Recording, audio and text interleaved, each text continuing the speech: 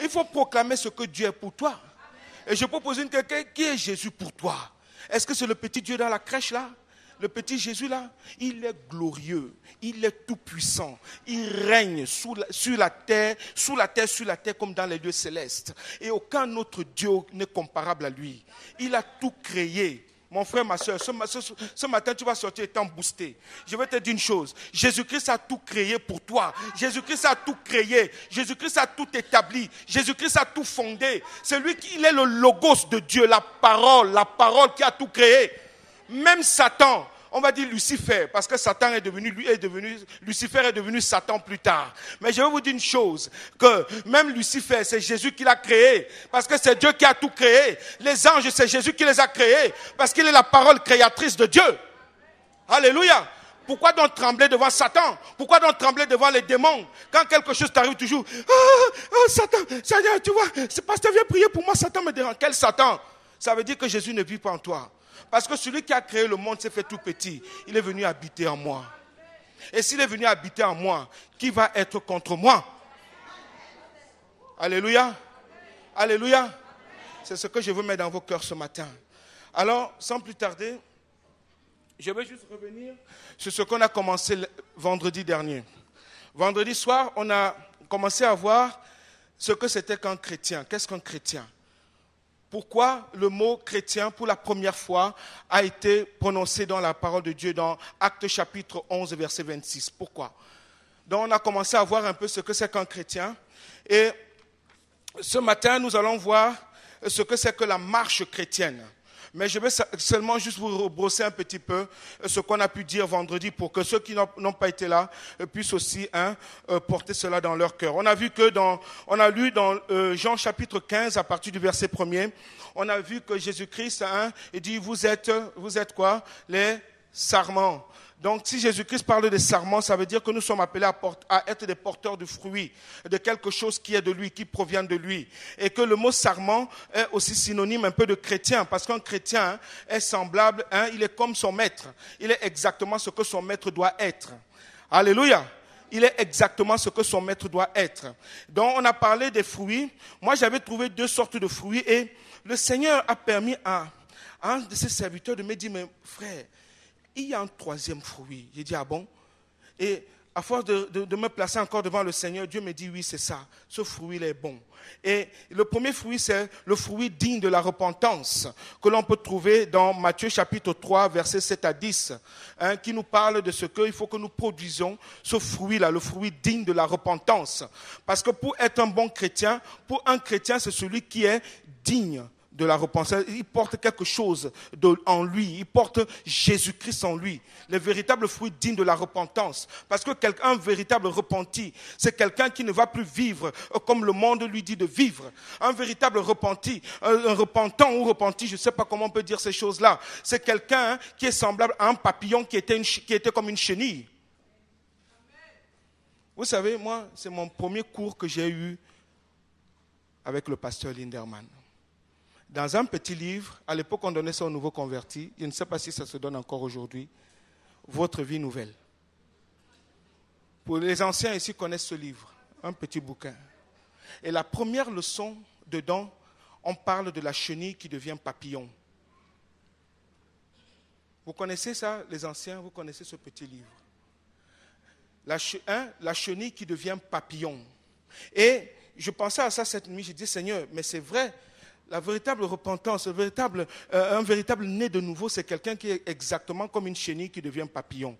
Parce que la chenille ne peut jamais faire d'efforts pour devenir papillon. Il faut qu'elle meure. Si la chenille ne meurt pas, jamais elle ne deviendra papillon. Jamais. C'est exactement ça le chrétien. C'est exactement ça la vie du chrétien. Un chrétien qui veut vraiment être semblable à son maître. Un chrétien qui veut vraiment dépendre entièrement de son maître. Ce que c'est qu'un chrétien, c'est quelqu'un qui est exactement comme son maître est. Mais si je ne suis pas comme mon maître est, à quoi bon m'appeler donc chrétien? Et je disais vendredi, si tu vas voir les témoins de Jéhovah, tu leur demandes, vous êtes chrétien? Ils vont dire oui. Et pourtant, ils ne croient même pas que Jésus-Christ est Dieu. Si vous allez voir les East, je tais les noms, Vous les connaissez tous. Vous leur demandez, est-ce que vous êtes chrétiens? Ils vont dire, oui, nous sommes tous des chrétiens. Mais en fait, est-ce qu'ils produisent réellement le fruit de la chrétienté dans leur vie, le fruit digne de la repentance? Depuis que nous venons à l'église, 20 ans, 30 ans ou bien un jour, est-ce que nous avons compris ce que c'était que la nouvelle naissance? Être né de nouveau. Être né de nouveau. Matthieu chapitre 3 nous parle des fruits dignes de la repentance. Si vous voulez, on va le lire. Pour mieux comprendre cela. Matthieu chapitre 3, à partir du verset 7. C'est Jean-Baptiste qui parle ici.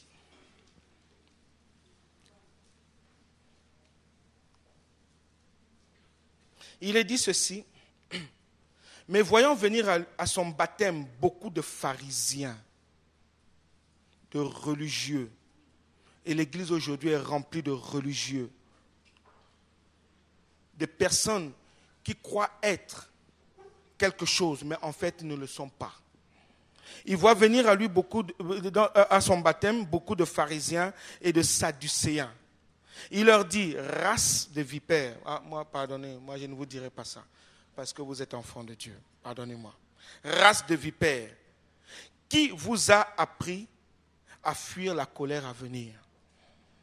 Produisez donc du fruit digne de la repentance. La repentance ou la métanoïa veut dire demi-tour.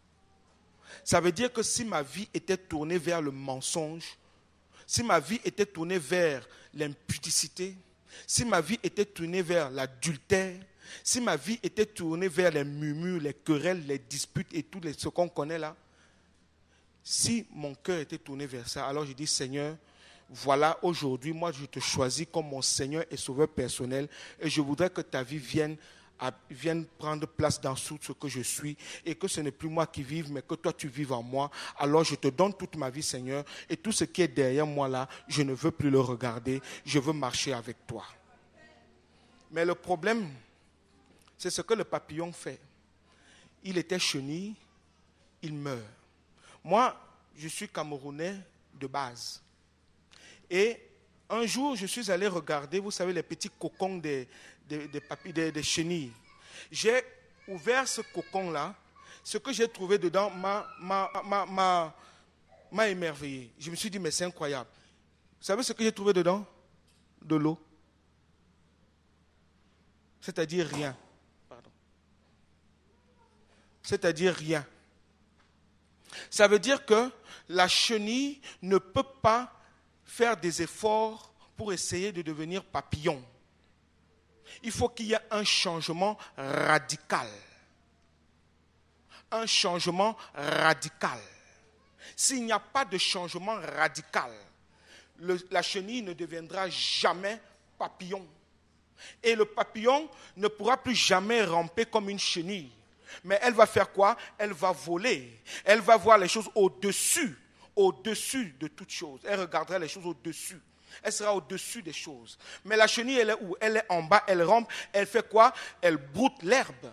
Elle ne va pas plus loin que ça. Elle broute l'herbe. Elle ne sait même pas ce qui est devant elle.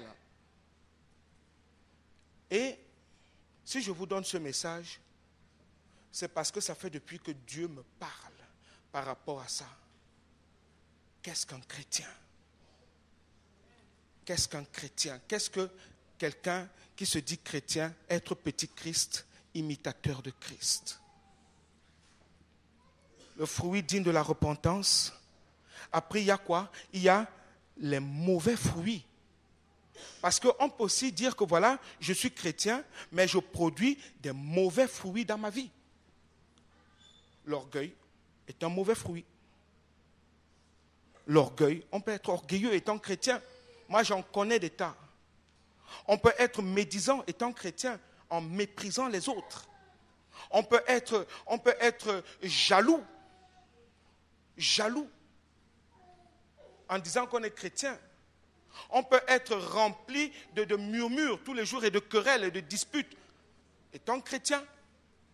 Mais ça, c'est des mauvais fruits.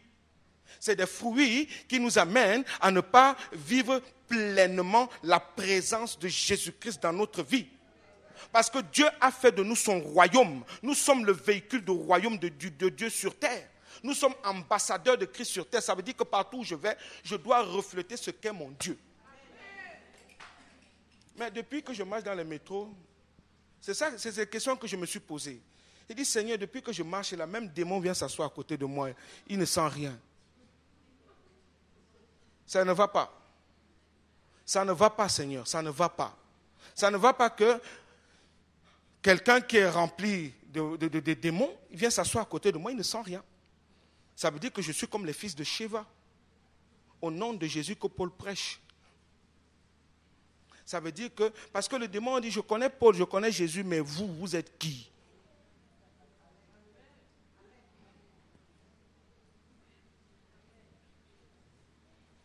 Après, on a parlé.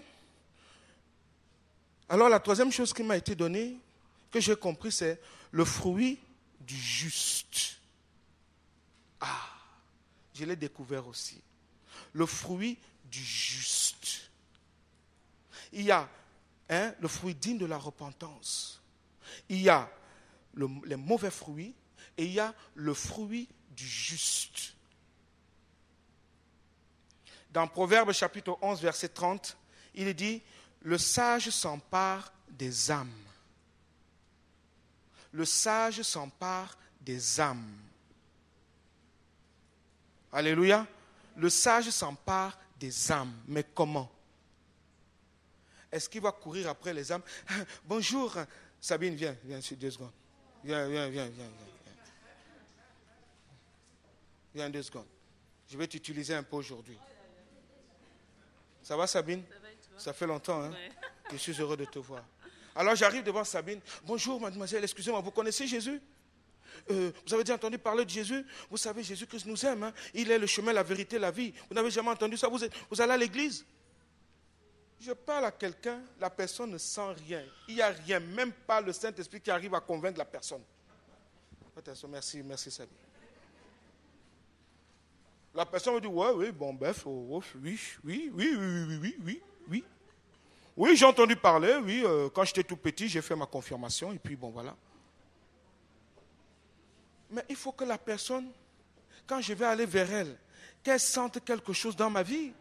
C'est vrai, c'est un devoir de le faire. C'est vrai, Dieu nous l'a demandé de témoigner, mais témoigner comment?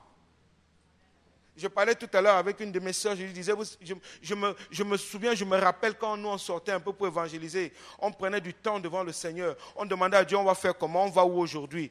Et je voyais, il y avait mes frères aînés qui étaient devant moi, j'étais leur nom, ils disaient souvent, non, aujourd'hui on ne va pas à Montparnasse, mais aujourd'hui on va aller à tel endroit, parce que le Seigneur me montre que c'est comme ça qu'on doit faire. Et on partait dans ce moment-là, et on voyait comment le Seigneur agissait, on voyait les malades guérir, on voyait les démons chasser, on voyait la manifestation du Saint-Esprit.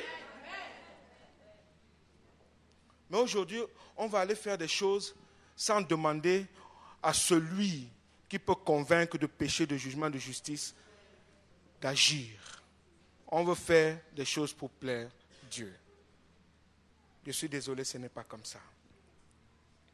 Et on a lu Acte 11 aussi, verset 26, qui nous dit, voilà, Paul et Barnabas arrivèrent dans une ville qui s'appelle Antioche, on va dire Paris. Et là, les habitants de cette grande ville ont commencé à regarder Léandre et Jean-François, le pasteur Léandre et le pasteur Jean-François, en disant, oh, ces deux-là, ils sont bizarres. Pourquoi ils sont comme ça? Ils sont un peu comme celui dont ils sont en train de parler là, celui qu'on a crucifié là. On dirait qu'ils sont comme eux. C'est bizarre ça. Pourquoi vous êtes comme ça? Ah, c'est des chrétiens.